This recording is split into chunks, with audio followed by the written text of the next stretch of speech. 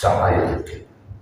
Apa yang disebutkan di dalam kitab itu, lau asyraqa laka nurul yaqin la ra'aital akhirata aqraba ilaika min an tarhada ilaiha wa la ra'aita mahasinad dunya kasbatul badani alaiha.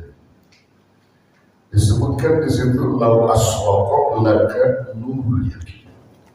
Lau asyraqa, kata asyraq itu di mana bersinar, ya, bercahaya. Asyrak telah bersinar. Jika telah bersinar, lau asyrak laka, bagi diri apa yang dimaksudkan telah bersinar, nur yakin, cahaya keyakinan.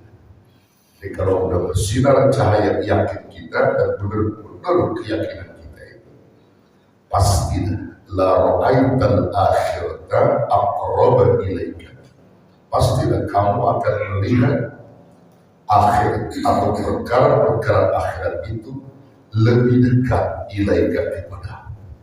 Jadi yang berbau akhirat itu rasanya dekat sama kita. Berbicara tentang surga rasanya dekat dengan kita. Berbicara tentang nikmat kubur rasanya dekat dengan kita. Berbicara tentang baiknya malaikat raqib dan atid, baiknya malaikat munkar dan nakir terhadap orang beriman, dekat dengan kita. Jadi kenikmatan-kenikmatan itu sudah berkeliling di otak kita itu. Itu dikatakan aqrab, kamu sudah akrab, sudah dekat kepada perkara-perkara akhirat itu. Ya. Dan di samping itu wala ra'aita mahasinan, dan pasti kamu akan melihat, ya, mahasinan dunia, akan kebaikan-kebaikan dunia. Jadi kalau kamu berada di dunia, yang kamu lihat itu baiknya doang, buruknya main ketinggalan. Itu kalau orang udah dulu yakin. Jadi di dunia ini yang dia cari adalah kebaikannya, bukan keburukannya.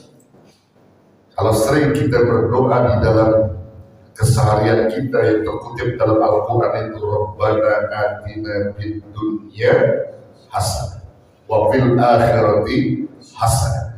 Jadi yang hasanahnya yang diambil. Ya, jadi kalau dia berada di dunia, dia tidak menampilkan bahwa dia itu benci dan enggak. Tetap dia ngakuin memang Allah, dia dicipta Allah di dunia ini sebagai khalifah, sebagai pemelihara, yang dia ambil yang baik-baiknya. Karena di dunia itu banyak yang baiknya sebenarnya. Ya, kalau bahasa Nabi itu kan dunia itu laksana bangkai, bahkan juga dilaksana sayap nyamuk gitu. Ya kagak ada harganya gitu. Dunia itu gak ada harganya. Ya, tapi bagi orang-orang yang betul, dunia itu tak ada harganya bagi mereka. Tetapi dia ambil yang baiknya, bukan yang buruknya. Itu dikatakan dunia itu bagaikan bangkai itu karena lebih banyak buruknya ketimbang baiknya. Tapi baiknya ada di dunia. Dan kita tidak bisa menafikan atau meniadakan kebaikan dunia, karena setiap apa yang Allah perintahkan saat itu berada di dunia itu menjadi baik, walaupun itu tentang akhirat. Misalnya contoh sholat, kita masih hidup di dunia, sholat itu perintah akhirat, adanya di dunia, maka ambil yang baiknya. Ketika sholat itu diperintahkan kita di dunia, maka ambil sholat. Taklim, perintah akhirat, ada di dunia, ambil baiknya dunia dalam taklim itu. Sedekah, perintah akhirat, ambil sedekah, lakukan. Jadi yang baik-baiknya ada, berbuat baik dengan orang, silaturahim, jujur, macam-macam tuh. Itu yang ada di dalam kebaikan dunia yang mesti kita ambil seyakin-yakin. Jadi dia ambil kebaikan dunia, dia lebih melihat kepada baiknya dunia, buruknya dia tinggalkan. Bahkan kasbatul badani alaiha, terbukanya kasabah, jadi terbukanya akan panahnya dunia, hancurnya dunia. Al-badani alaiha, terbukanya akan hancurnya dunia bagi mereka. Jadi orang-orang yang dulu yakin itu dunia itu akan hancur, Maka sebelum hancur dunia ini, ya, sebelum hancur dan hilang dunia ini, ambil yang baiknya. Gitu mas, ambil yang baiknya. Yang buruknya jauhin. Kalau kita ngomongin orang buruk, jauhin. Gibah orang, jauhin. Benci godong sama orang, jauhin. Itu semuanya perkara buruk di dunia. Jangan ada sama kita. Kita ambil yang baik-baiknya. Ini kayak begini, antum. Itu salah satu pangkal al-yakinnya begini nih. Duduk sama orang-orang soleh, duduk di majelis ilmu, bersilaturahim, itu pangkal-pangkal daripada keyakinan. Dan itu juga yang disebutkan di dalam kitab Mis'abul Rabbik halaman ketiga, juznya yang kedua, itu disebut bahwa aslul yakin itu dibagi menjadi dua. Aslul yakin, pokok pangkal keyakinan. Aslul yakin isnan, pangkalnya keyakinan itu ada dua. Satu, musahabatul arifin, bergaul dengan orang-orang baik, bergaul dengan orang-orang yang mengerti tentang akhirat, bergaul dengan orang-orang yang ma'rifat. Maksudnya di situ yang memfokuskan dirinya untuk bahagia di akhirat. Orang-orang baik bisa diartikan ulama-ulama. Gaul dia, temani dia, kumpul bersama mereka. Karena mereka adalah orang yang tahu, orang yang ngerti. Ya, kumpul bersama mereka. Bersama orang-orang alim yang mengenal akhirat. Itu pangkalnya yakin. Sehingga kita bisa diberikan ilmu-ilmu oleh mereka tentang keyakinan-keyakinan akhirat.